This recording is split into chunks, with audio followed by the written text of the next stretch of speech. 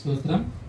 పరమా జీవము నాతో నివా, తిరిగి లేచెను నాతో నుండా. అందరూ పడదామా? పరమా జీవము నాతో నివా, తిరిగి లేచెను నాతో నుండా. నిరంతరము నన్ను నడిపించును, మరల వచ్చి యేసుకొని పోవును. నిరంతరము నన్ను నడిపించును, మరల వచ్చి యేసుకొని పోవును.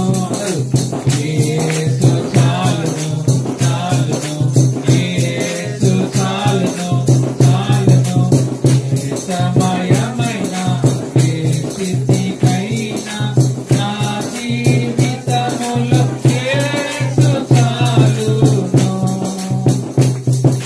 సాతాను శోధన అధికమైన సొమ్మసిల్లక సాగి వెళ్ళెదను.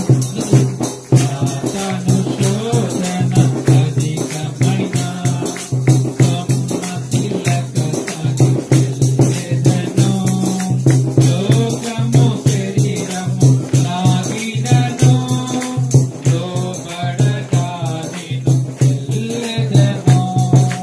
లోకము శరీరము లాగినను, లోబడక నేను వెళ్ళెదను. యేసు చాలును, చాలును, యేసు చాలును, చాలును.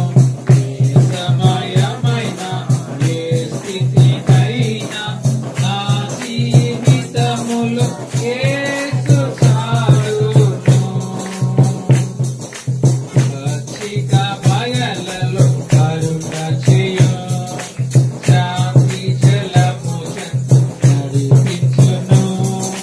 పచ్చిక బయలలో కరుణ చేయు, శాంతి జలము చెంత నడిపించును. అనిశము ప్రాణము తృప్తిపరచును, మరణలోయలో నన్ను కాపాడును. అనిశము ప్రాణము తృప్తిపరచును, మరణలోయలో నన్ను కాపాడును. యేసు చాలును. అందరూ గట్టిగా, అందరూ పడాలమ్మా, అందరూ గట్టిగా. ఏ సమయమైనా ఏ స్థితికైనా నా జీవితములో యేసు చాలును. నరులెల్లరూ నన్ను విడచినను, శరీరము త్రుల్లి కృషించినను. నరులెల్లరూ నన్ను విడచినను, శరీరము త్రుల్లి కృషించినను.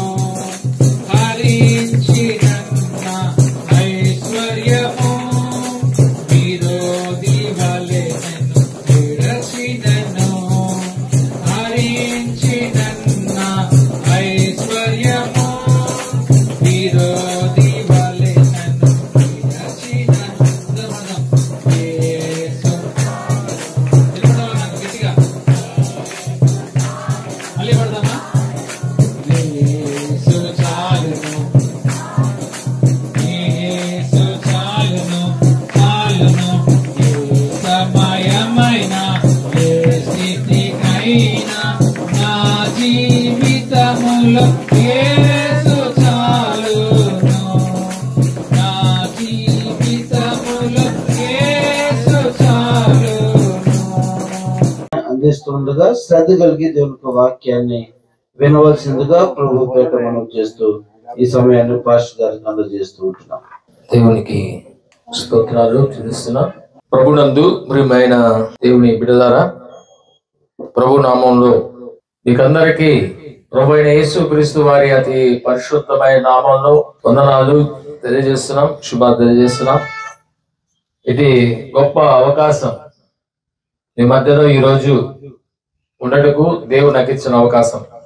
రెండవదిగా యునైటెడ్ క్రిస్టియన్ యూత్ ప్రెసిడెంట్ గారు అయినటువంటి రెవరెండ్ టీవీ గారికి, అలాగే సెక్రటరీగా ఉన్నటువంటి సురేష్ గారికి, అలాగే ట్రెజరర్ గా ఉన్న వారికి విజయ్ కుమార్ గారికి, మిగిలిన కమిటీ సభ్యులందరికీ కూడా మరి వ్యక్తిగతంగా మా కుటుంబపక్షంగా కూడా వందనాలు తెలియజేస్తున్నా. మరి గత మాసంలో రావాలి, గత మాసంలో జరగలేదు కాబట్టి ఈ దినం దేవుడు ఇటు అవకాశాన్ని నాకు ఇచ్చాడు. మరి సేవకులనే ప్రతి ఒక్కరూ సమానం అంతే, ఇక్కడ హెచ్చు తగ్గనేది అనుకోవద్దు. కానీ ఈ సమయంలో దేవుడు మాకు చెప్పడానికి దేవుడు నాకు అవకాశం ఇచ్చాడు అంతే చెప్పడానికి.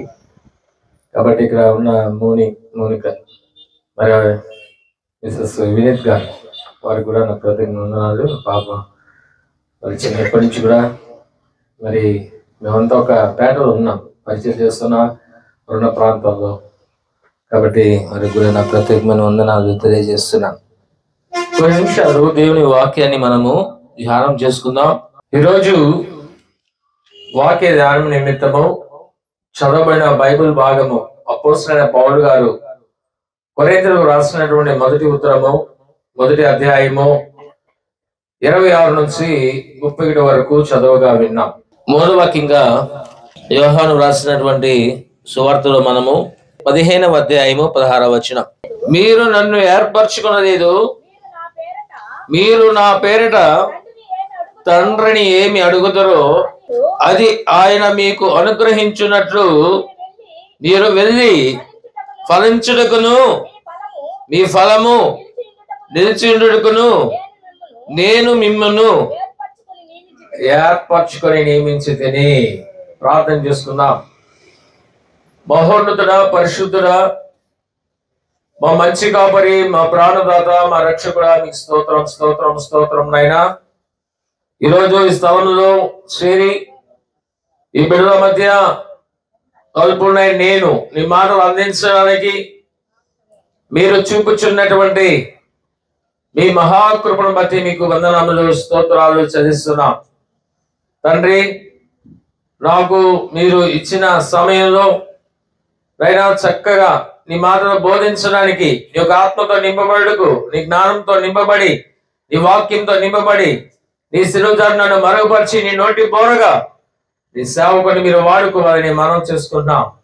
కొన్న సేవకులకైతేనేమి, విశ్వాసులకైతేనేమి కావలసిన వర్తమానం మీరు అందించి మీరు మహిమ పొందమని, కూడి ఉన్న ప్రతి ఒక్కరిని దీవించుమని, యునైటెడ్ క్రిస్టియన్ యూత్ అల్లూరు మరి బిడ్డలను మీరు దీవించండి. బిడ్డలు కలిగినటువంటి సేవా భారాన్ని బట్టి, బిడ్డల మీద ఉంచినటువంటి ఈ సేవా భారాన్ని బట్టి మీకు స్తోత్రమునైనా.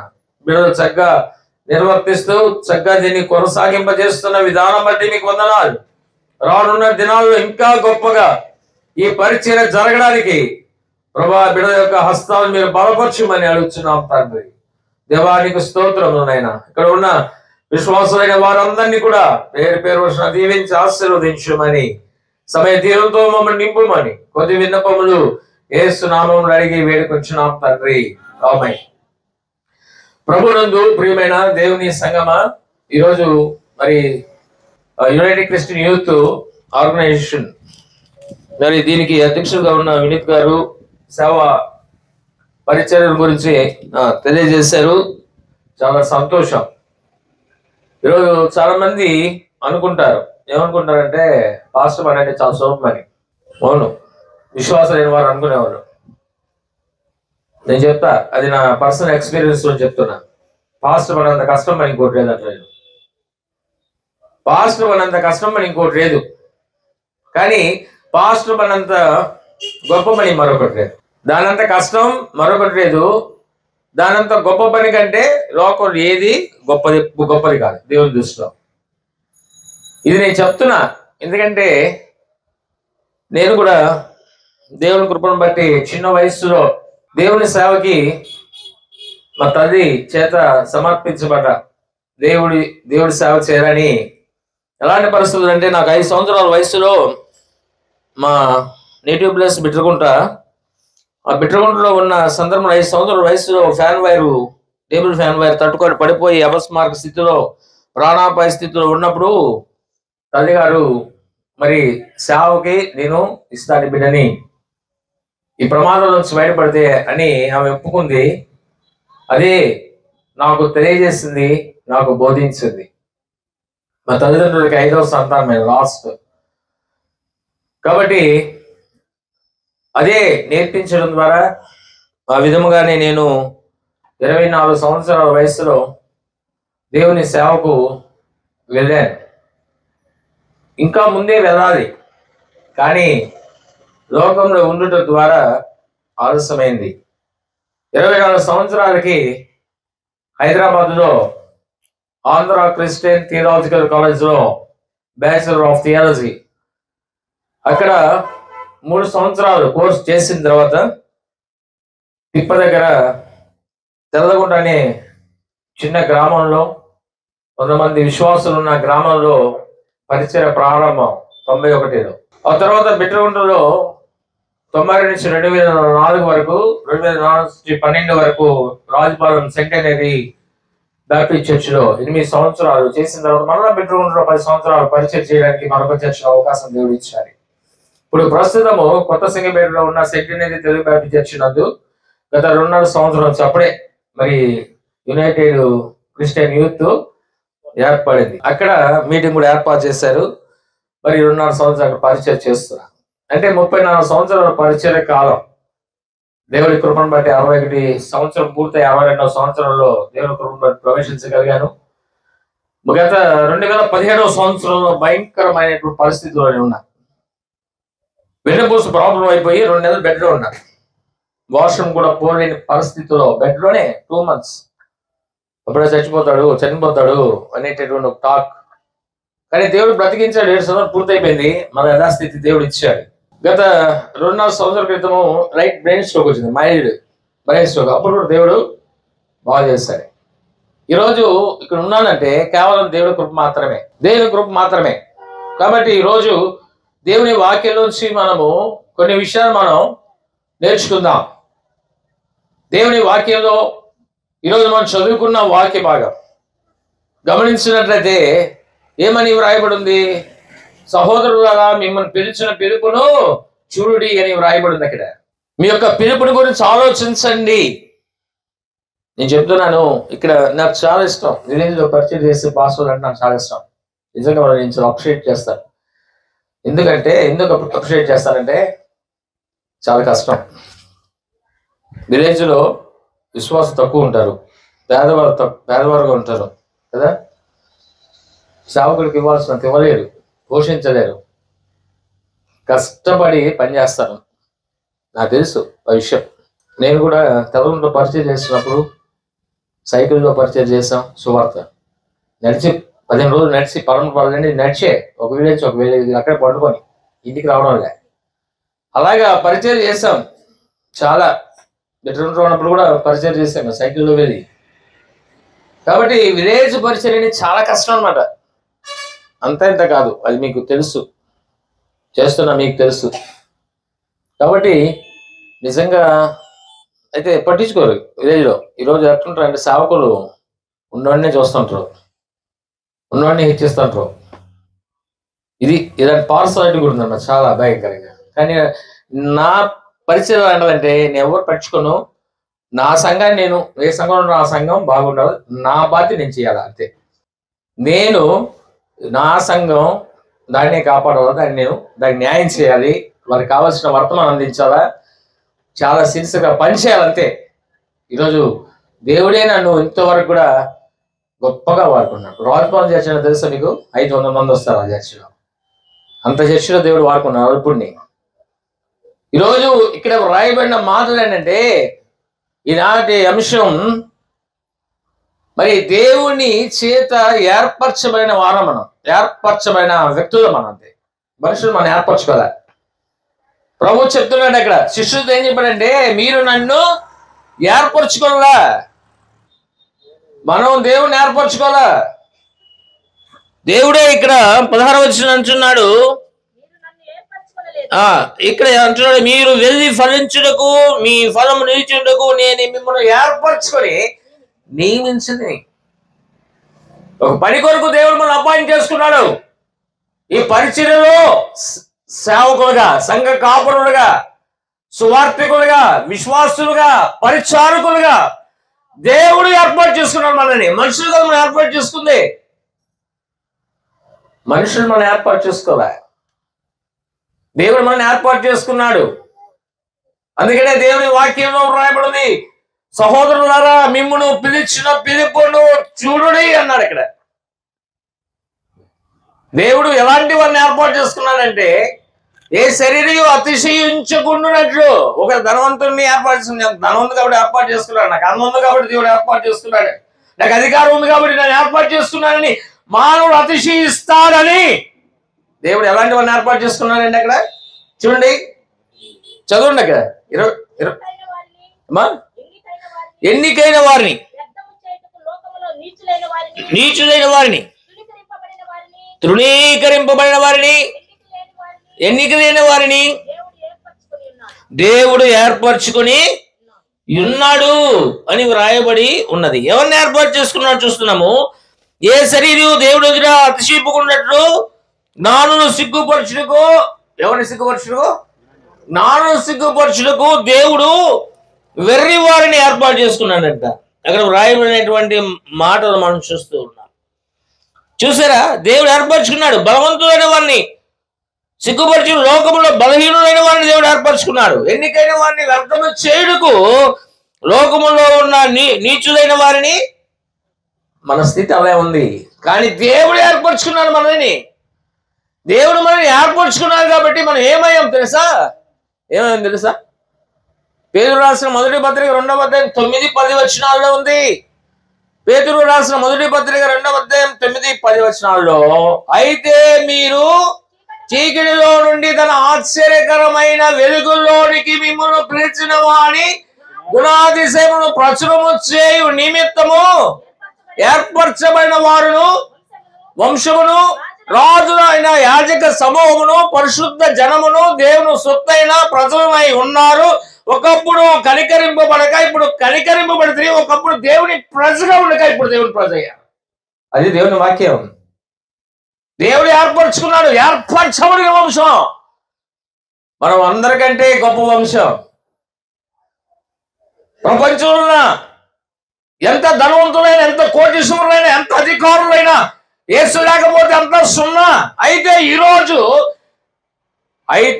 మీరు చీకటిలో నుండి తన ఆశ్చర్యకరమైన వెలుగులోనికి మిమ్మల్ని పిలిచిన వాడి గుణాతిశయములను ప్రచురము చేయి నిమిత్తము ఏర్పరచబడిన వంశమును, రాజులైన యాజక సమూహమును, పరిశుద్ధ జనమును, దేవుని సొత్తైన ప్రజలై ఉన్నారు.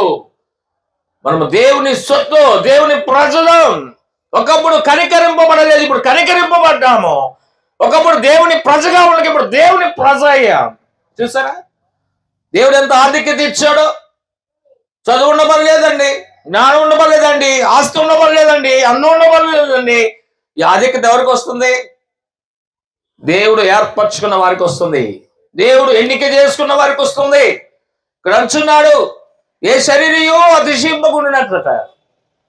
లోకంలో జ్ఞానం సిగ్గుపరచుటకు దేవుడు లోకంలో వెర్రివారిని ఏర్పాటు చేసుకున్నాడు. అందుకే అన్నాడు, జ్ఞాని ఏమయ్యాను, శాస్త్రి ఏమయ్యాను, ఈ లోక తర్కవాది ఏమయ్యాను, ఈ లోక జ్ఞానమును దేవుడు వెరితరముగా చేసి ఉన్నాడు అన్నాడు. 1 కొరింథీ పత్రిక 1వ అధ్యాయంలో మనము చూడగలుగుతున్నాం. అక్కడ 19-20 వచనంలో ఉందండి. జ్ఞానాన్ని మరి శూన్యం చేస్తున్నాడు. ఇంకా చదువులో కదా అక్కడ వ్రాయబడిన మాటలు. దేవుడు మనల్ని ఏర్పరచుకున్నాడు. ఈరోజు మనం గమనించాలి, దేవుడు ఈ లోకంలో మనం పుట్టించాడు. మానవులను దేవుడు పుట్టించాడు. మానవులను ఎలా పుడుతున్నాడు? పాపంలో జన్మిస్తున్నాడు.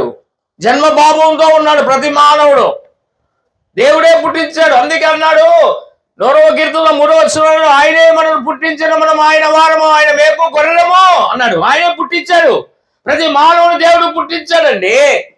దేవుని వాక్యంలో ఉంది 139వ కీర్తన 13-14 వచనం అన్నాడు, నా అంతరింద్రియములను కలుగు చేసిన వాడవు నీవే, నా తల్లి గర్భములో నన్ను నిర్మించిన వాడవు నీవే. చూడండి అక్కడ ఏముందో, నీవు నన్ను కలుగు చేసిన విధమును చూడగా నాకు భయమును ఆశ్చర్యమును కలుగుతున్నాయి, పుట్టుచున్నాయి. ప్రభువు నిన్ను కలుగు చేశాడు, నీ రూపాన్ని. అసలు నీ రూపం నీ తల్లి గర్భములో ఏర్పడక మునిపే నిన్ను ఎరిగిన దేవుడు, నిన్ను ఎరిగినటువంటి దేవుడు ఇర్మియా అన్నాడు, నేను నీ తల్లి గర్భములో నిన్ను రూపింపక మునిపే మొదటి అధ్యాయం 4-5 వచనాలు రాయబడి ఉన్నాయి. నేను నీ తల్లి గర్భంలో నేను రూపింపక మునిపే నిన్ను ఎరిగా. నీ రూపం నీ తల్లి గర్భంలో మరి ఏర్పడక మునిపే దేవుడు మనల్ని ఎరిగినటువంటి దేవుడు అన్నాడు. ఈరోజు మనం గుర్తు చేసుకోవాలి, దేవుడు మనల్ని ఎరిగినటువంటి దేవుడు. అందుకే అన్నాడు యోహాను రాసిన సువార్తలో 2వ అధ్యాయం 24వ వచనం అన్నాడు, యేసు అందరినీ ఎరిగినవాడు, యేసు మనిషిని ఆంతర్యమును ఎరిగినవాడు. అందుకే ఆయన ఎవరిని తన వశంలో చేసుకోవాలా అవసరంలే, అందరిని ఎరిగి ఉన్నాడు, మనిషి ఆంతర్యాన్ని ఎరిగి ఉన్నాడు. ఆయన గురించి ఎవరి గురించి సాక్ష్యం చెప్పాల్సిన అవసరం లే. నా గురించి మీరు, మీ గురించి నేను సాక్ష్యం చెప్పాల్సిన అవసరం లే. నా సాక్ష్యం ఏంటో, మీ సాక్ష్యం ఏంటో, ఇక్కడ ఉన్న వారి సాక్ష్యం ఏమిటో ఆయనకి సమస్తము తెలుసు. మనిషిని ఆంతర్యాన్ని ఎరిగిన వానికి చెప్పాల్సినటువంటి అవసరం లేదు. దేవుడి చేత ఏర్పరచబడిన వంశం అంది, రాజులైన యాజక సమూహం. చూసారా, ఏర్పరచబడిన వంశం మీరందరూ, రాజులైన యాజక సమూహం మేము, మనందరం కలిసి పరిశుద్ధ జనం, దేవుని సొత్తైన ప్రజలు మనం. ఆయన తన జనులుగా చేసుకున్నాడు మనల్ని. పాపంలో పుట్టిన మనల్ని తన కుమారుడు యేసు ప్రభువు వారిని లోకానికి శరీరధారిగా పంపించి ఆయన యొక్క శిలువ మరణ పునరుద్ధానం ద్వారా ఆయన యందు విశ్వాసం ఉంచిన వారందరినీ కూడా ఆయన రక్షించుకున్నాడు. పుట్టించిన దేవుడు పాపంలోంచి తన కుమారుని లోకానికి పంపించడం ద్వారా మనందరూ కూడా ఆయన రక్షించుకొని తన సొత్తుగా తన ప్రజలుగా చేసుకున్నాడు. అందుకే యోహాను సువార్త 3:17 ఉంది, లోకమును తన కుమారుని ద్వారా రక్షణ పొందుటకే గాని, చూడండి అక్కడ, లోకమును లోకమునకు తీర్పు తీర్చుటకు దేవుడు ఆయన పంపలేదు. ఈరోజు యేసు ప్రభువారి లోకానికి ఎందుకు వచ్చాడంటే తన కుమారుని ద్వారా, దేవుడు తన కుమారుని ద్వారా లోకాన్ని రక్షించుకోవడానికి. ఈరోజు రక్షించబడిన వ్యక్తులు మన దేవుడు రక్షించుకున్నాడు. ఈరోజు మనం గుర్తు చేసుకోవాలి, రక్షించుకున్నాడు దేవుడు, దేవుడిని ఏర్పరచుకున్నాడు, దేవుడు మనం పిలిచాడు, దేవుడు మన లోకం ఉంటే దేవుడు పిలిచాడు, కాల్ అవుట్ అన్నాడు. మరి పరిశుద్ధ జనం, పరిశుద్ధ సంఘం అంటే ఎవరంటే లోకం నుంచి పిలువబడిన వారు, లోకం నుంచి ప్రత్యేకించబడిన వారు, యేసు దగ్గరికి వచ్చిన వారు, యేసును అంగీకరించిన వారు, యేసు ధరించుకున్న వారు, యేసు ప్రభు నామాన్ని ఒప్పుకున్న వాళ్ళు, ఆయన యొక్క మరణ పునరుద్ధానమును విశ్వసించిన వారు, రక్షించబడినటువంటి జనాంగం మనం, ఏర్పరచబడిన వంశం మనం. ఈరోజు మనం ఆలోచిస్తే ఎందుకు మనం రక్షించబడ్డాము, ఎందుకు మనం సేవకులయ్యాము, ఎందుకు విశ్వాసులయ్యారు, ఈరోజు ప్రతి ఒక్కరూ గుర్తు చేసుకోవాలి ఈ మాటలు. దేవుడు ఎందుకు మనము లోకంలో ఉండగా, పాపంలో ఉండగా, శాపంలో ఉండగా తన కుమారుని లోకానికి పంపించి ఆయన ద్వారా మనం రక్షించుకొని సేవకులు ఏర్పాటు చేశాడు, సువార్తకులు ఏర్పాటు చేశాడు, నాయకులు ఏర్పాటు చేశాడు, యూత్లో మరి సేవా పరిచయం కొనసాగించడానికి ఎవరు దేవుడు ఏర్పాటు చేసుకున్నాడు, విశ్వాసం మీద ఉండాలని దేవుడు ఎందుకు ఏర్పాటు చేసుకున్నాడు. ఇది ఆలోచించాలి, ప్రతి ఒక్కరు ఈ విషయాన్ని ఆలోచించాలి, ప్రతి ఒక్కరూ ఆలోచించాల్సిన విషయాలు ఇవి. ప్రతి విషయంలో ఆలోచించాలి. ఏదో వచ్చాం, పాటలు పాడాం. ఈరోజు ఎలా ఉన్నారంటే సంఘాల్లో నేను గమనించాను, పాటలు పాడడానికి వచ్చేవాళ్ళు ఉన్నారు, పాటలు పాడడానికే.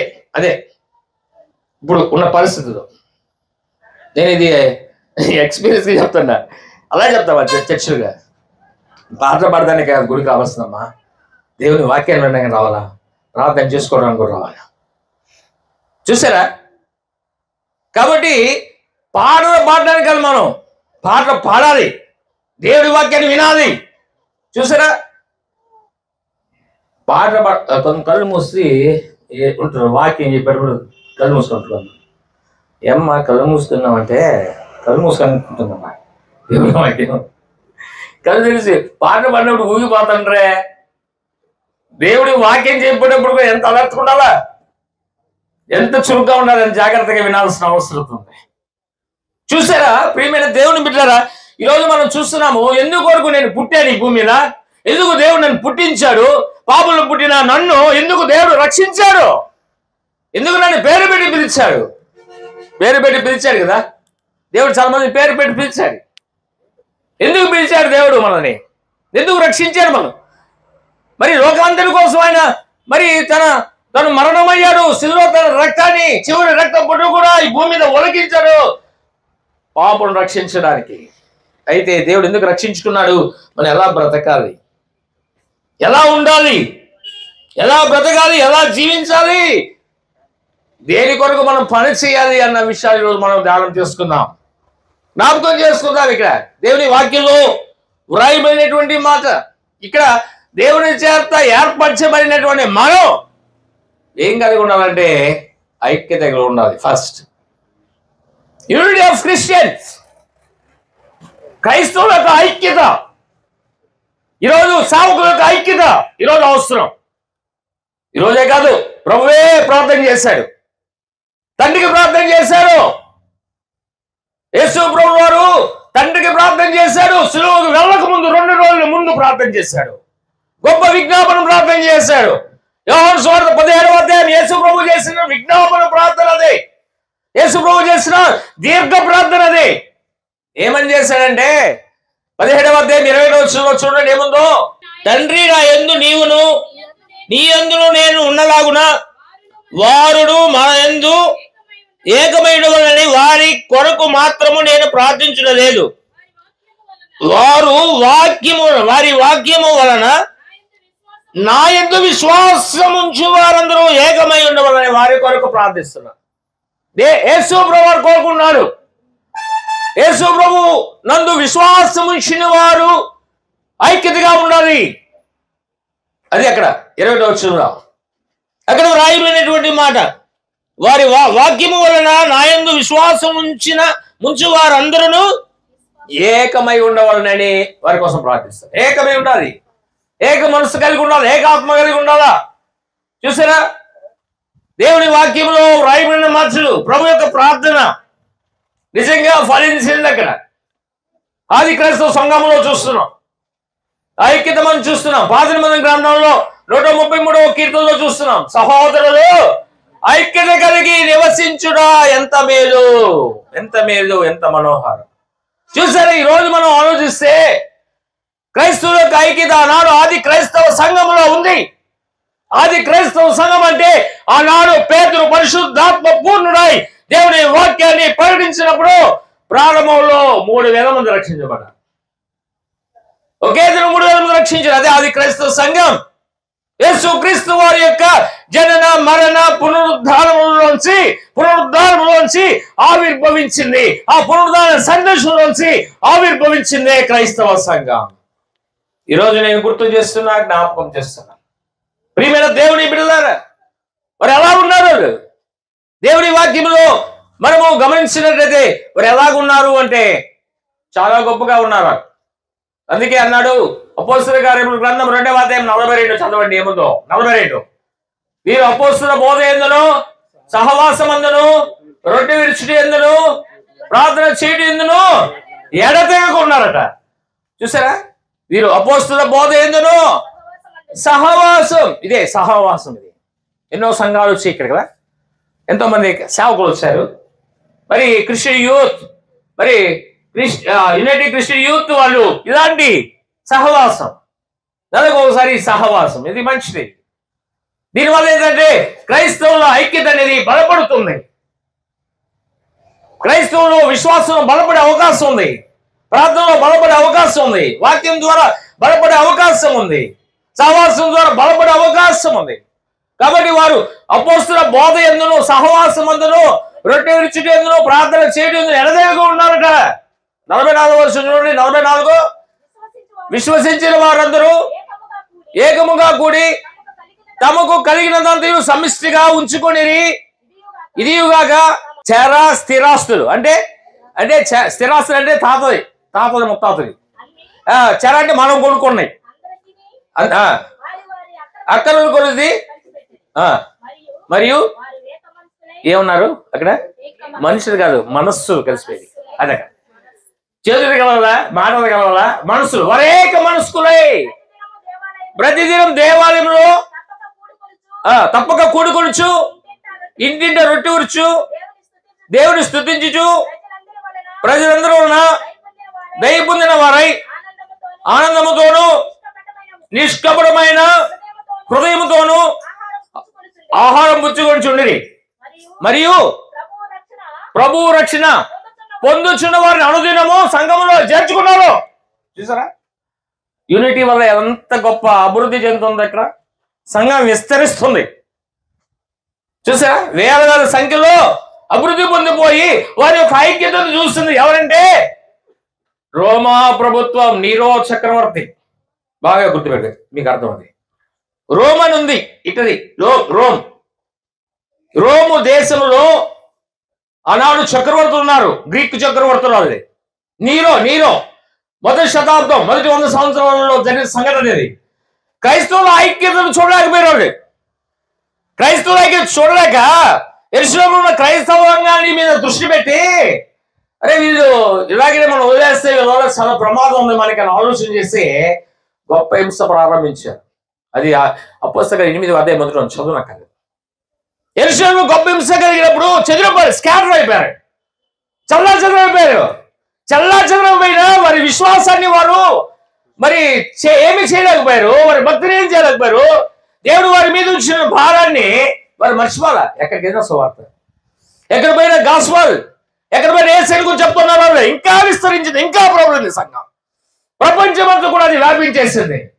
చూసారా, ఈరోజు మనం ఆలోచిస్తే క్రైస్తవుల ఐక్యత ద్వారా మరి నిజంగా దేవుని ప్రేమను మనము తెలుసుకోవడం ద్వారా, ఈ ఐక్యత ద్వారా మనము ఒకరినొకరు ప్రేమించుకోవాల్సినటువంటి అవసరం ఉంది. ఒకరైనా ప్రేమ కలిగి ఉండాలి అన్నాడు ప్రభు. నేను మిమ్మల్ని ప్రేమించినట్టే మీరు ఒకరినొకరు. ఆ ప్రేమ ఉన్నప్పుడు ఐక్యత ఉంటుంది. నిజం స్వార్థం ఎప్పుడైతే పోతుందో అక్కడ వారి కలిగిన చాలా స్థిరాస్తులన్నీ కూడా అమ్మి ఒక చోట పెట్టుకొని ఎవరి అక్కర్లు కొద్ది వారి పంచిపెట్టుకున్నారంట. అక్కడ స్వార్థం లేదు. అక్కడ ఈరోజు ఐక్యత కోల్పోవడం కారణం ఏంటి? క్రైస్తవ సంఘంలో, విశ్వాసుల్లో, సావకుల్లో అంటే ప్రేమ లేని ధనం, స్వార్థము. ప్రేమ లేని ధనము, స్వార్థం అన్నది, లేక నేను అనేది ఎప్పుడైతే నేను నన్ను చూసుకుంటానో అప్పుడు ఇతరులతో పని లేకుండా. చూస్తారా ఈరోజు ఎందుకంటే ప్రియమైన దేవుని బిడ్డలు చెప్తున్నా. కాబట్టి ఈరోజు మనం దేవుడు ఏర్పరచుకున్నాడు, దేవుడు మనల్ని కొన్నాడు, మనం కొనబడిన వారము, విమోచింపబడిన వారు. 1 కొరింథీ పత్రిక 6:19-20 ప్రకారం మనం కొనబడిన వారం, విలువ పెట్టి కొనబడిన వారం అని చాలు. వద్దునమ్మా, అక్కడ ఎందుకు సమయం లేదు అందుకనే. కాబట్టి పేతురు రాసిన 1 పత్రికలో 1:18లో ఏముంది? మీ పితృ పారంపర్యమైన మీ వ్యర్థ ప్రవర్తనను విడిచిపెట్టినట్లుగా వెండి బంగారం వంటి క్షయ వస్తువుల చేత మీరు విమోచింపబడలేదు కానీ అమూల్యమును నిష్కలంకమునకు గొర్రె పిల్ల వంటి క్రీస్తు రక్తము చేత మీరు విమోచింపబడుతురని మీరు ఎరుగుగా అన్నాడు. మనం ఎవరు? విమోచింపబడిన వారు, మనం పిలువబడిన వారు, మనం కొనబడిన వారు. చూసారా, మనం దేవుని చేత కనికరింపబడిన వారు. కాబట్టి ఈరోజు మనం ఒక యూనిటీ కలిగి ఉండాలి, ఒక క్రైస్తవ ఐక్యత కలిగి ఉండాలి, ప్రేమ కలిగి ఉండాలి, ఒకరి కోసం ఒకరు మనం ప్రార్థన చేసే వ్యక్తులుగా ఉండాలి. కనుక ఈరోజు దేవుడు నన్ను ఎందుకు పుట్టించాడు, ఎందుకు నన్ను మరి రక్షించాడు అంటే మేము ఐక్యతగా ఉండాలా, మేము ప్రేమగా ఉండాలా, ఒకరి కష్టాలు ఒకరు పాలు బొమ్మలు పుచ్చుకోవాలా. అదే జరిగింది ఆది క్రైస్తవ సంఘంలో. మరొక ఐక్యత అదే. చాలా విషయాలు కానీ నేను నాకు ఇచ్చిన సమయంలో 2-3 విషయాలు చెప్పేస్తాను. కాబట్టి ఐక్యత కలిగిన తర్వాత మనం ఎలా ఉండాలంటే దేవుని వాక్య ప్రకారంగా మనం చూస్తున్నప్పుడు ఈ విధముగా దేవుని వాక్యంలో మనము చూడగలుగుతున్నాం. ఎందుకు దేవుడు పిలిచాడు మనల్ని? రెండవ ప్రాముఖ్యమైన విషయం ఏంటంటే దేవుడు మనల్ని ఏర్పరచుకుంది మనం ఐక్యతగా బ్రతకమని చెప్తున్నారు ప్రభు. విశ్వసించిన వాళ్ళందరూ ఏకమే ఉండాలని దేవుడి కోరిక, యేసు కోరిక, అది యేసు యొక్క ప్రార్థన, అది తండ్రికి విజ్ఞాపన చేస్తున్నారు. రెండవ ప్రాముఖ్యమైన విషయం ఏంటంటే అపోస్తలుడైన పౌలు గారు తెస్సలోనికీయులకు రాసిన 1 పత్రిక 4వ అధ్యాయం 7వ వచనం, 4:7 పరిశుద్ధులగుటకే దేవుడు మనల్ని పిలిచిన గాని అపవిత్రులుగా ఉండడానికి దేవుడు పిలవలే. ఇది దేవుడు ఎందుకు ఏర్పరచుకున్న తర్వాత మనం ఎలా ఉండాలా? పరిశుద్ధత. విశ్వాసులు పరిశుద్ధత కలిగి ఉండాలి, సేవకులు పరిశుద్ధత కలిగి ఉండాలి.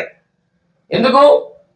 మన దేవుడు పరిశుద్ధుడు, మన పిలిచిన వాడు పరిశుద్ధుడు. దేవుడి వాక్యంలో రాయబడి ఉంది. అక్కడ చెప్తున్నాడు ఆ వాక్యంలో, మరి పరిశుద్ధుడగుటకే దేవుడు మిమ్మల్ని పిలిచాను కానీ అపవిత్రులుగా ఉండడానికి కాదు. పోయింది అపవిత్రమైన జీవితం వదిలేసావు, వదిలేయాలక్క. దాని జోలికి ఇంకా నువ్వు పోకూడదు. పౌలు గారు అన్నాడు, వెనుకున్నావు మర్చిపోయాను ఏందన్నాడు.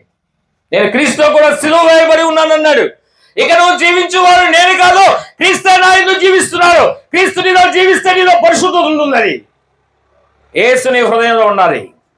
అదనమాట పౌలు గారు చెప్పిన మాట. గలతీ 2:20 అన్నాడు, నేను క్రీస్తుతో కూడా సిలువ వేయబడి ఉన్నాను. ఇక నువ్వు జీవించువాడు కాను, నేను కాను, క్రీస్తే నా యందు. అది క్రీస్తుని యందు జీవిస్తే పరిశుద్ధత. ప్రభు యొక్క ఉద్దేశం పరిశుద్ధుడిగా ఉండాలి. పాత నిబంధనలో చెప్తాడు, మరి నూతన నిబంధనలో కూడా చెప్పబడిన మాటలు ఉన్నాయి. పాత నిబంధనలో యెహోవా దేవుడు ఇశ్రాయేలుతో చెప్తున్నాడు. లేవికాండం 11:44 అంటాడు, మీ దేవుడైన యెహోవానైన నేను పరిశుద్ధుడు కనుక మీరును పరిశుద్ధులై ఉండమన్నాడు. అలాగనే పేతురు రాసిన మొదటి పత్రిక 1వ అధ్యాయం 16 అంటాడు, మరి అక్కడ మిమ్మల్ని పిలిచిన వాడు పరిశుద్ధుడు కనుక మీరు సమస్త ప్రవర్తన యందు పరిశుద్ధులై ఉండమన్నాడు. పరిశుద్ధత ఎందుకు?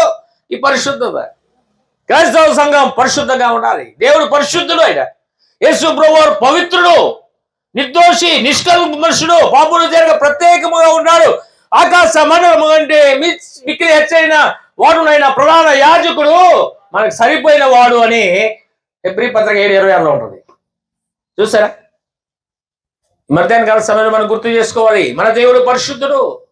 ఆ పరిశుద్ధుడు చూడకపోతే, మనము ఆ పరిశుద్ధత లేకపోతే ఆ పరిశుద్ధత చూడలేము. దేవుని వాక్యంలో ఉందండి. హెబ్రీ పత్రిక 12:14 అంటాడు, అందరితోనూ సమాధానముగా కలిగి ఉండడానికి ప్రయత్నించుడే, పరిశుద్ధత లేకుండా ఎవడను ప్రభువును చూడను. అందుకన్నాడు, హృదయ శుద్ధి గల వారు ధన్యులు, వారు దేవుని చూస్తారు. యేసు ప్రభు మధ్యాకాశం రాబోతున్నాడు. ఎందుకు పరిశుద్ధంగా మనం ఉండాలి? ఎందుకు మన పవిత్రమైన జీవితంలో మనం కొనసాగాలి? ఈ లోక మాలిని అంటకుండా మనం కాపాడుకోవాలి. అదే భక్తి అంటే. భక్తి అంటే ఏంటి? భక్తి అంటే ఏంటో తెలుసా? పరిశుద్ధతగా జీవించడమే. భక్తుడనే మాట ఇంగ్లీష్ బైబిల్లో సైన్స్ అని రాయబడింది. భక్తుడు అంటే ఏంటి? పరిశుద్ధుడు అని అర్థం. సైన్స్ అంటే పరిశుద్ధుడు, సైంట్ అంటే పరిశుద్ధుడు. సెయింట్ పాల్ అంటారు, అంటే పరిశుద్ధుడైన పౌలు. సెయింట్ పీటర్, పరిశుద్ధుడైన పేతురు. ఇలాగే కాబట్టి భక్తి అంటే ఏంటో తెలుసా? నువ్వు పరిశుద్ధత కలుగుంటే నువ్వు భక్తి కలిగిన దానం. అంతే. పాట పడితే కాదు, ప్రార్థన చేస్తే కాదు. నీ జీవితము పరిశుద్ధతతో నింపబడాలి. హృదయం, నీ హృదయంలో పాపానికి నువ్వు తావివ్వకూడదు. నీ శరీరాన్ని పాపము తాకకూడదు, అంటకూడదు. యాకోబు పత్రిక 1వ అధ్యాయం 20వ వచనం ప్రకారం చూసారా? దాన్ని ఏమన్నాడంటే నిష్కలంకమైన భక్తి అన్నాడు, నిజమైన భక్తి అంటున్నాడు, పవిత్రమైన భక్తి అన్నాడు. ఈరోజు గుర్తు చేసుకోండి, జ్ఞాపకం చేసుకోండి. పరిశుద్ధత అనేది మన ఏలాలి, కానీ పాపం మన ఏలకూడదు. పాపం మన ఏలకూడదు, పాపానికి మనం చోటు ఇవ్వకూడదు, పాపం మన తల మీద కూర్చోకూడదు. పరిశుద్ధత మన మీద ఉండాలా, పరిశుద్ధత మన హృదయంలో ఉండాలా, మన ప్రవర్తనలో పరిశుద్ధత ఉండాలా, మన సమస్త ప్రవర్తనలో పరిశుద్ధత ఉండాలని దేవుని వాక్యం సెలవిస్తా ఉంది. ప్రియమైన దేవుని బిడ్డలారా, ఈరోజు ఈ మాటలు నేను మీకు గుర్తు చేస్తున్నాను. కాబట్టి ఈరోజు ఈ మాటలు మనం గుర్తు చేసుకోవాలి. అందుకే మనం విమోచింపబడ్డామంటాడు. చూసారా? రోమాపత్రిక 6:22లో, రోమాపత్రిక 6వ అధ్యాయం 22వ వచనం, అయినను ఇప్పుడు పాపం నుండి విమోచింపబడి దేవునికి దాసులైనందున పరిశుద్ధత కలుగుటే మీకు ఫలం. అదే విమోచింపబడిన తర్వాత దేవునికి దాసులైనందున పరిశుద్ధత కలుగుటే మీకు ఫలం. అందుకే మన దేవుడు విమోచించాడు. ఈరోజు మనం గుర్తు చేసుకోవాలి. ప్రియమైన దేవుని బిడ్డలారా, ఈరోజు మరొక విషయం మనం చూస్తున్నాం. మరొక విషయాలు క్లుప్తంగా నేను గుర్తు చేస్తాను. ఈ భూమి మీద దేవుడు మనం రక్షించుకున్నాడు, పుట్టిన తర్వాత రక్షించుకున్నాడు. మనము ఎలా జీవించాలంటే ఐక్యత కలిగి జీవించాలి. రెండవది పరిశుద్ధత కలిగి జీవించాలి. మూడో విషయం గుర్తు చేస్తాను. 101వ కీర్తన 6వ వచనం. 101వ కీర్తన 6వ వచనం, నా యొద్ద నివసించినట్లు దేశంలో నమ్మకస్తులైన వారిని నేను కనిపెట్టుచున్నా. చాలు.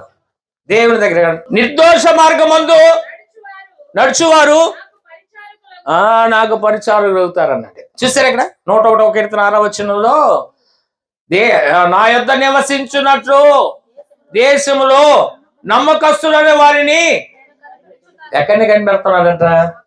ఆకాశం నుండి. వివేకము కలిగి దేవుని వెతకవారు కలరేమో అని దేవుడు ఆకాశంలో నరులను పరిశీలిస్తున్నాడని 14వ కీర్తన 2వ వచనం ఉంటుంది. అలాగే అలా కనిపెడతాడు అక్కడి నుంచి. ఎవరున్నారు నమ్మకస్తులు? చూసారా, నమ్మకత్వం అనేది కావాలి. సేవకులకైనా విశ్వాసులకైనా నమ్మకస్తులుగా మనం బ్రతకాలి. ఒక్కొక్క పాయింట్ చెప్తాను కదా, అసలు ఒక్కొక్క పాయింట్ ఒక అంశం చెప్పాలంటే ప్రసంగం చేస్తే. కానీ ఇప్పుడు మీకు ఊరినే ఇవి అవుట్లైన్స్ లాగా చెప్తున్నా. కాబట్టి ఇక్కడ రాయబడినటువంటి మాట, నమ్మకస్తులుగా మనం బ్రతకాలి. దేవుడు చూసిన నమ్మకస్తులుగా. ప్రభు ఒక చక్కని ఉపమానం చెప్పాడు కదా, తలాంతుల గురించి ఉపమానం. యజమానుడు ఒక 3 దాసులు పిలిచి ఒకరికి ఎన్ని ఇచ్చాడు? 5 ఇచ్చాడు. రెండో వ్యక్తికి 2 ఇచ్చాడు. మూడో వ్యక్తి 1 ఇచ్చాడు. ఆ 2 వ్యక్తులు పోయి దాన్ని వ్యాపారం చేసి సంపాదించి యజమానుడు తీసుకొచ్చాడు. యజమానుడు దేశాంతరం పోయి మళ్ళీ వచ్చినప్పుడు దాసులు పిలిచి ఎక్కడైతే 5 తీసుకుంటూ మళ్ళీ సంపాదించాడు. 2 తీసుకున్నాడు, మరి 4 ఇచ్చాడు. 1 తీసుకున్నాడు, భూమి పెట్టాడు. ఇద్దరిని ఏమన్నాడు? బలానమ్మకమైన బలానమ్మకమైన మంచి దాసుడా, ఈ కొంచెంలో నమ్మకంగా ఉంటేవి నిన్ను అనేకమైన వాడి మీద నేను నియమిస్తున్నాను, యజమానుడు సంతోషంలో పాల్గొంచుకో అన్నాడు. సోమవారం ఏమన్నాడు? సోమవారమైనా చెడ్డ దాసుడా. చూసారా పనిష్మెంట్. ఈరోజు నమ్మకంగా బ్రతకాలి దేవుడి కోసం. దాని నమ్మకం బ్రతికిరా రెఫరెన్స్ చూపించిన టైం లేదు. 6:4 ఉంటుంది. దాని 6:4 ఆయన నమ్మకస్తుగా బ్రతికాడు, నిర్దోషిగా ఉన్నాడు. అందుకే సింహాల గుహలో వేసిన ఒక రాత్రి అంతా ఉన్నా దేవుడు సింహాల నోళ్ళు మూసాడు అంతే. దాని ప్రార్థన అక్కడ ప్రార్థన చేస్తున్నాడు. మనకి ఎప్పుడు వీబీఎస్ బుక్స్ లో కనిపిస్తుంది కదా, ఆ సింహాల గుహలో దాని మోకరించి ప్రార్థన చేస్తుంటే ఆ సింహాలని రౌండ్గా ఉంటాయి. నిజమే, అట్టే చేశాడు దేవుడు. అంటే ఇంకా కదినే కలర్ కూడా దేవుడు అక్కడ పెట్టేసాడు. దేవుడికి అసాధ్యమైంది ఏముందండి? దేవుడికి అసాధ్యమైంది ఏది కూడా లేదు. కానీ దానిలో నమ్మకస్తుడిగా ఉన్నాడు. అరే ఇట్టి శాసనం రూపొందించబడినని, మరి నేను నా దేవునికి నేను ప్రార్థన చేస్తున్నాను, తీసుకెళ్లి సింహాలు కూడా వేస్తాడని చెప్పి తెలిసి కూడా ఏం చేశాడు? దానియేలు తన ఇంటికి వెళ్ళి యథాప్రకారముగా రోజుకి 3 సార్లు ప్రార్థన చేశాడు. 3 సార్లు. అదే చాలా మంది ఒకవేళ అలాంటి పరిస్థితులు వస్తే ఎంతమంది పారిపోతారో విశ్వాసులుగా ఉండేవాళ్ళు. ఎంతమంది ఏసై నాకు వద్దులయ్యా, లేకపోతే మంది ఊపిరుంటే చెప్పండి అమ్మా, ఉప్పు గల్లి అమ్ముకుందాం బతుకుతామని. అట్లాంటి క్రైస్తవులు ఉన్నారు కదా, ఇక్కడ బాగానే ఉంటారు, ఇప్పుడు బాగానే ఉంటారు. అలాంటి పర్సిక్యూషన్స్, అలాంటి హింసలు కానీ వస్తే అది అప్పుడు తెలుస్తుంది. కాబట్టి ఈరోజు వ్రాయబడినటువంటి ఆ మాటలు, నమ్మకత్వం అన్నది చాలా ఎంతవరకు ఉండాలి? మన నమ్మకత్వం మన జీవితాంతం, మరణం వరకు అన్నాడు. ప్రకటన గ్రంథంలో అంటాడు 2వ అధ్యాయం 9-10 వచనాల్లో చూడండి. అక్కడ ఏముందో, ఎరుగుదును అయినను నీవు ధనవంతుడివే, తాము యూదులమని చెప్పుకొనొచ్చు యూదులు కాక సాతాను సమాజపు వారి వలన నీకు కలిగిన దూషణ నేను ఎరుగుదును. నీవు పొందబో శ్రమలు భయపడకము. ఇదిగో మీరు శోధింపబడు నిమిత్తము అపవాది మీలో కొందరిని చెరలో వేయింపబోచున్నాడు. 10 దినములు శ్రమలు కలుగును, మరణం వరకు నమ్మకంగా ఉండండి, నేను నీకు జీవ కిరీటం ఇస్తానన్నాడు 10వ వచనంలో. మరణం వరకు నమ్మకంగా ఉండాలి మనం. దేవుడు మనల్ని పిలిచాడండి, దేవుడు మనల్ని ఏర్పరచుకున్నాడు. మనం అజ్ఞానులు, విర్రోళం, నీచులము, తృణీకరించబడిన వారు మనం చదవడం వాక్య భాగాన్ని బట్టి. అలాంటి వారిని ఏర్పరచుకున్నాడు. అని శిష్యులు గలిలయ ప్రాంతం, గలిలయ సముద్రం ఉంటుంది, దాని చుట్టూ ఉన్న ప్రదేశం అంతటిని గలిలయ ప్రాంతం అంటారు. యేసు ప్రభువు 12 మంది శిష్యులు ఏర్పాటు చేస్తే 11 మంది గలిలయ ప్రాంతానికి సంబంధించిన వారు. ఇస్కరియోతు యూదా ఒకడు యూదా ప్రాంతం. ఆ గలిలయ ప్రాంతం వారు ఎలాంటి వాళ్ళు అంటే అమాయకులు, అజ్ఞానులు, విద్య లేని వారు, చదువు లేని వారు. అందుకే వారికి అర్థమయ్యే రీతిగా ప్రభు తగిన ఉపమానాలు చెప్పి దేవుని రాజ్య సువార్త ప్రకటించారు. ఈరోజు మనం గుర్తు చేసుకోవాలి, జ్ఞాపకం చేసుకోవాలి. కాబట్టి ఇక్కడ నమ్మకముగా బ్రతకాలి. మరణం వరకు నమ్మకంగా బ్రతికితే ఈ భూలోకంలో ఉండే వాటిని చూడకండి, మరి దృశ్యమైన వాటిని చూడబాకండి. ఇవి అనిత్యాలని రాయబడి ఉంది. అదృశ్యమైన వాటిని చూడండి. మరి అబ్రహాము ధనవంతుడు, గొప్ప వ్యక్తి, దేవుడి చేత ఆశీర్వదించబడిన వ్యక్తి భూమి మీద. అలాంటి వ్యక్తి దేనికోసం చూశాడు? పరలోకం గురించి చూశాడు. పరలోకం గురించి ఆలోచించాడు. పరలోకం గురించి ఆలోచించాడు. దేవుడు దేనికి శిల్పి నిర్మాణకుడై ఉన్నాడో, పునాదులు గల పట్టణం కొరకు అబ్రహాము ఎదురు చూశాడు అని హెబ్రీ పత్రిక 11:10 రాయబడితే, దేవుడు ఆయన పిలిచినప్పటి నుంచి ఆదికాండం 12:1 నుంచి ఆదికాండం 25:8 వచ్చిన వరకు 100 సంవత్సరాల చరిత్రలో వెనక్కి తిరిగి చూడలేదా? దేవుడు ఆయన పిలిచినప్పటి నుంచి తను చనిపోయేంత వరకు మొత్తం 170 సంవత్సరాలు బ్రతికాడు. 75 సంవత్సరాల వయసులో దేవుడు అన్ని కుటుంబంలో ఉన్నప్పుడు విగ్రహాల కుటుంబంలో పిలిచిన దేవుణ్ణి ఇంకా ఎన్నడూ కూడా ఆయన మరి తక్కువ చేసి చూడలేదు. దేవుడు ఏం చెప్తే చేశాడంతే. ఎందుకు చెప్పినా అంటే ఈ మాట, ఒక బహుమానం అనేది మన కలుగుతుంది. మనం పైన ఉన్న వాటిని వెతికితే ఒక బహుమానం. ప్రియమైన దేవుని బిడ్డలారా, చివరిగా ఒక మాట చెప్తాను. చివరి అంశం 4వ పాయింట్ చెప్పేసి ముగిస్తాను. 4వ విషయం ఏంటంటే, ఈరోజు మనం ఎందుకున్నాము తెలుసా? దేవుడు ఎందుకు పిలిచాడంటే యేసయ్య గురించి చెప్పడానికి, యేసయ్య చేసిన కార్యాన్ని గురించి చెప్పడానికి. భూమి మీద ఉంది, అది చెప్పకుండా నోరు మూసుకొని ఉండకూడదు. పాస్టర్ చెప్తారే మాకెందుకు అనుకోకండి. సువార్త అంటే ఏదో బైబిల్ చూసుకొని ఒక గంట ప్రసంగం చేయడం కాదండి. అదే కాదు, అదే అనుకుంటారేమో. యేసయ్యని ఎరుగునే వ్యక్తి చెప్పండి. యేసయ్య ప్రేమ గురించి, యేసయ్య శిలువ మరణాన్ని గురించి చెప్పండి. యేసయ్య చనిపోవడం ద్వారా మానవుడికి ఏం మేలు కలుగుతాయి, నమ్ముకుంటే ఏం మేలు కలుగుతాయి, మానవుడు చనిపోవడం ఎక్కడికి వెళ్తాడు అన్న విషయాన్ని తెలుసుకోండి అని చెప్పండి. సువార్త, దేవుని సువార్త ప్రకటించడానికి దేవుడు నిన్ను భూమి మీద ఉంచాడు అన్న విషయాన్ని మర్చిపోవద్దు. దేవుని సువార్త ప్రకటించడానికి దేవుని వాక్యంలో మనం చూస్తున్నాము. శిష్యునికి ప్రభువు చెప్పాడు. శిష్యుడు ఎందుకు పిలిచాడు ప్రభు? మార్కు సువార్త 3:13 చూడండి. ఆయన కొండ ఎక్కి కూర్చుండి ఆయనకి ఇష్టమైన వారిని పిలిచాడు. ఎందుకు పిలిచాడు చూడండి. మార్కు 3:13. ఆయన కొండ ఎక్కి తనకి ఇష్టమైన వారిని పిలువగా వారు ఎదుగుకు వచ్చిరి. దేని చూడండి బాగుండి. వారు తమతో కూడా ఉండటకు, దయ్యములను వెళ్ళగొట్టుటకు అధికారం కలవారై సువార్త ప్రకటించుటకును 12 మందిని నియమించాడు.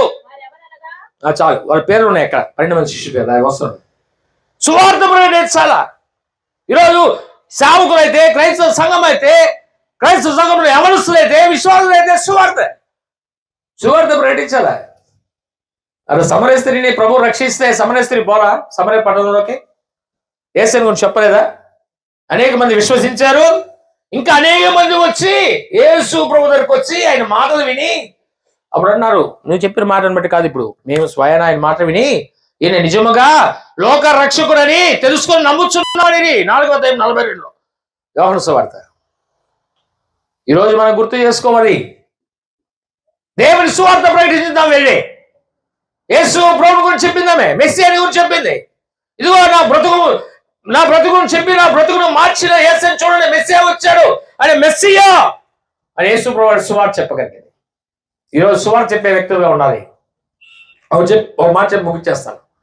యేసు ప్రభు గెరాసేన దేశంలో దయ్యాల చేత పీడించబడుచున్న వ్యక్తిని బాగు చేసిన తర్వాత అతనికి దేవుడు చెప్పిన మాట ఏంటో తెలుసా?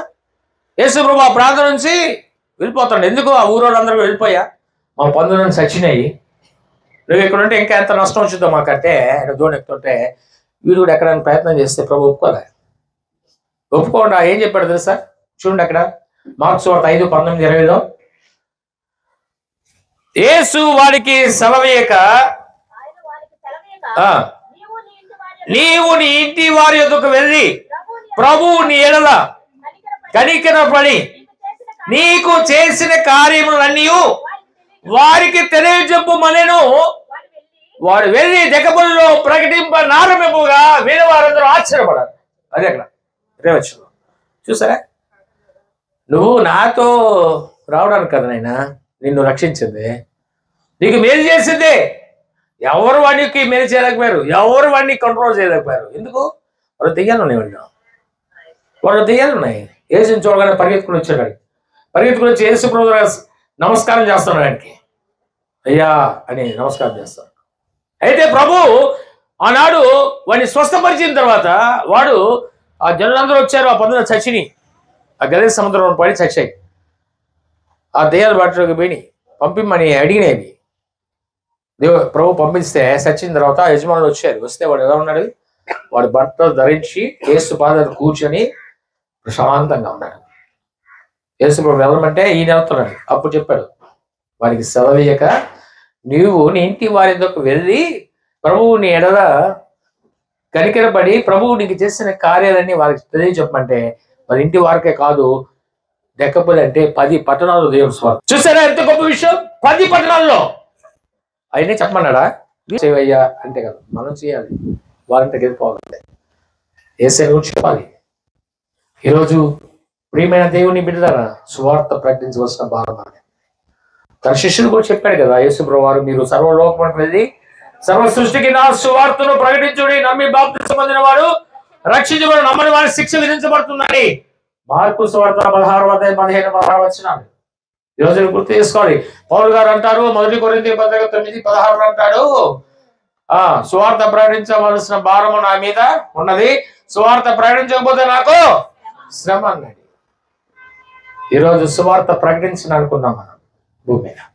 యేసుని గురించి చెప్పడానుకున్నాం, యేసు జననాల గురించి, యేసు యొక్క శ్రమల గురించి, యేసు మరణాల గురించి, యేసు పునరుద్ధానాల గురించి, యేసు లోకానికి ఎందుకు వచ్చాడు అన్న విషయాన్ని గురించి చెప్పాలి మనం.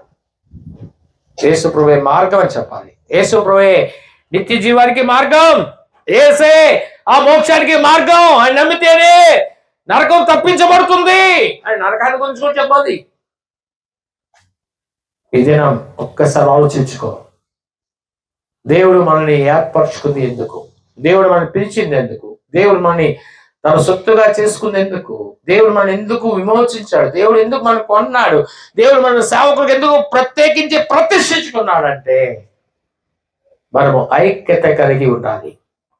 రెండవది పరిశుద్ధత కలిగి పరిశుద్ధమైన జీవితం జీవించాలి. మూడవది నమ్మకత్వంగా దేవుని దృష్టిలో మనకు అప్పగించిన పని విషయంలో, ఉద్యోగం కావచ్చు, నువ్వు చేసుకునే పని విషయంలో అయితేనే నమ్మకత్వంగా నేను జీవించాలి. చివరి విషయం సువార్త ప్రకటించే భారాన్ని కలిగి ముందు కొనసాగాలి అనే విషయాన్ని గుర్తు చేస్తూ కొద్ది మాటలు ముగిస్తున్నాను. దేవుడి మాటలు దీవించను గాక. చిన్న ప్రార్థన చేస్తాను. ఈరోజు చిన్న ప్రేయర్ చేస్తాను. నాకు ఇచ్చిన సమయాన్ని బట్టి దేవుని స్తుతిస్తున్నాను. మరి యునైటెడ్ క్రిస్టియన్ యూత్ వారికి కమిటీ వారికి కూడా నా ప్రత్యేకమైన తెలియజేస్తున్నాను. చిన్న ప్రేయర్ చేస్తాను. ఈరోజు ప్రభు మనతో మాట్లాడిన ప్రతి మాట అది నా కొరకు అని మనం తలంచాలి. ఈరోజు ఈ క్షణంలో ప్రభు మనతో మాట్లాడిన మాటలు, దేవుడు మనని పుట్టించిన ఉద్దేశం, దేవుడు మనల్ని రక్షించిన ఉద్దేశం గుర్తించి మరి సమైక్యతగా ఐక్యత కలిగి జీవించాలి. క్రైస్తవులు విశ్వాసుల ఐక్యత, సేవకుల ఐక్యత కలిగి జీవించాలి. పరిశుద్ధత కలిగి జీవించాలి. నమ్మకంగా మన జీవిత పర్యంతం వరకు దేవుడి కోసం నమ్మకంగా బ్రతకాలి. మరి అవకాశం ఉన్నప్పుడల్లా దేవుని సువార్తను మనం ప్రకటించాలి. ఆ విధముగా మనం ముందుకు వెళ్తూ దేవుని సువార్త ప్రకటిస్తూ దేవుని చిత్తాన్ని నెరవేర్చే వ్యక్తులుగా మనం ఉండాలి. దేవుని చిత్తాన్ని ఏంటి? ఆ దేవుని చిత్తం నశించిన ఆత్మలు ఎన్నో ఉన్నాయి లోకంలో. వారు నశించిపోకూడదు, వారు రక్షించబడాలి. వారు రక్షించబడి ప్రభు దగ్గరికి రావాలి. యేసు దగ్గరికి వారు నడిపించాలి. యేసును వారు అంగీకరించే విధముగా వారికి దేవుని మాట చెప్పగలగాలి. దేవుని చిత్తాన్ని జరిగించాలి. మనం దేవుని చిత్తం జరగాలి వీటన్నిటి ద్వారా.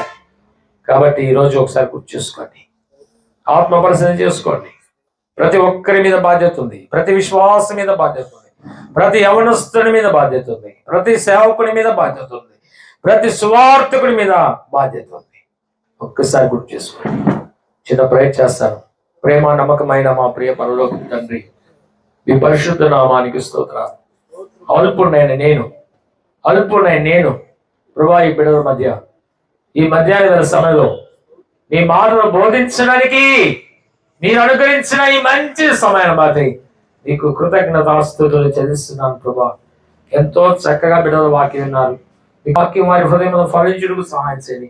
సేవకులుగా మేమందరూ దీన్ని అర్థం చేసుకొని దాని ప్రకారం మేము జీవించడానికి, మీ చిత్తాన్ని జరిగించడానికి భూమి మీద మేము ఉండడానికి కృప చూపునైనా సహాయం చేయండి. ఏ విషయంలో కూడా మేము భయపడకుండా, ఏ విషయంలో కూడా మేము ధైర్యం చెడకుండా, విశ్వాసం జారిపోకుండా ప్రతి బిడ్డను స్థిరపరచుమని అడుగుచు నేను క్రిస్టియన్గా జీవించి ఈ పరిచయం ఇంకా దాన్ని గొప్పగా ముందుకు తీసుకుని వెళ్ళమని, ఈ పరిచయం విస్తరింపజేయమని, ఇంకా అనేక మందిని ఈ స్థలానికి నడిపించమని అడుగుతున్నా.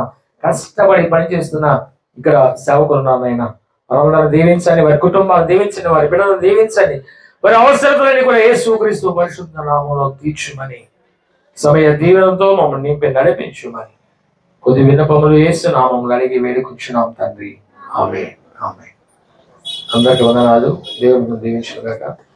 మరి యూనిట్ అండ్ క్రిస్టియన్ వారు కూడా అభివృద్ధి ఉన్నాం.